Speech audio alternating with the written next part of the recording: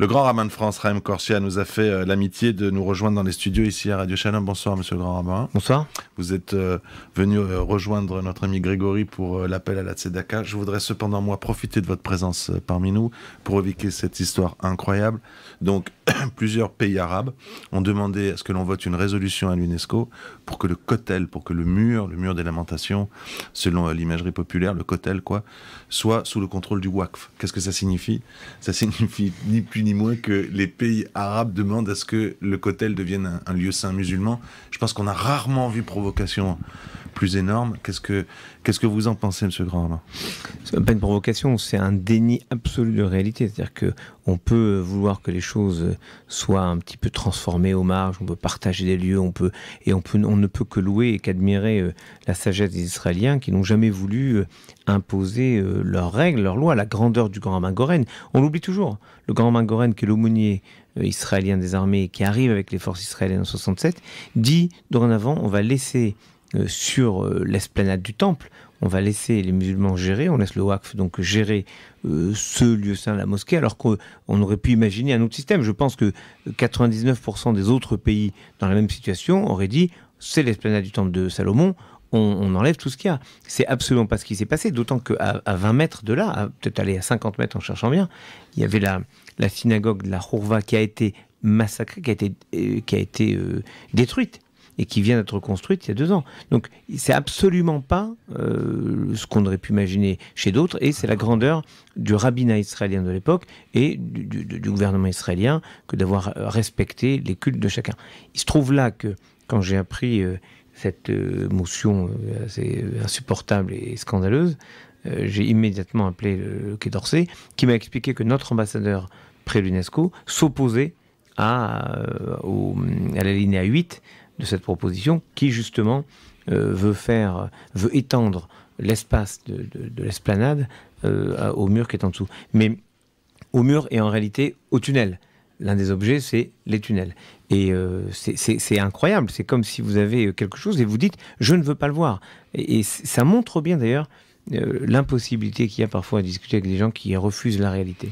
Moi, je pense que c'est, avec tout votre respect, qu'il y a autre chose qui est aussi de l'ordre de la provocation de pays de qui on attendrait au contraire un rôle d'intermédiaire.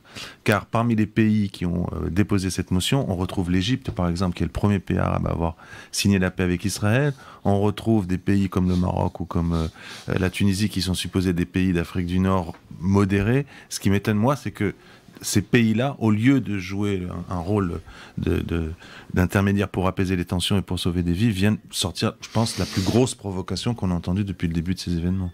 Oui, c'est étonnant. C'est vrai que d'autant qu'effectivement, le Maroc est un pays qui, en gros, a pacifié ses relations avec Israël. L'Égypte a partie commune dans la lutte contre le terrorisme avec les mêmes ennemis que Israël doit affronter.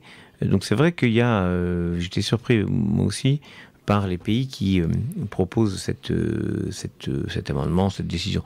En même temps, les décisions de l'UNESCO n'engagent que l'UNESCO. Que l'UNESCO, et peut-être encore les 2-3 à Pékin qui disent ce qui se passe. Mais symboliquement, à un moment, c'est insupportable. Et je crois que, en tout cas, je peux vous assurer que le gouvernement français a été immédiatement sollicité. J'ai confiance dans le fait qu'on ne laisse pas faire.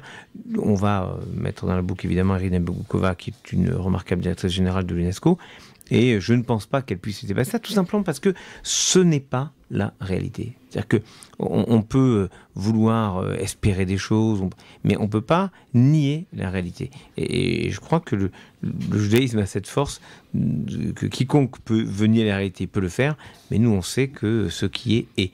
Et le simple fait que des millions de juifs, israéliens ou étrangers, convergent vers ce lieu tout au long de l'année, le fait que toutes nos prières du monde entier convergent vers ce lieu, montre notre attachement à Israël et à Jérusalem, et le fait que on a nos rêves d'une certaine manière qui vont vers ce lieu.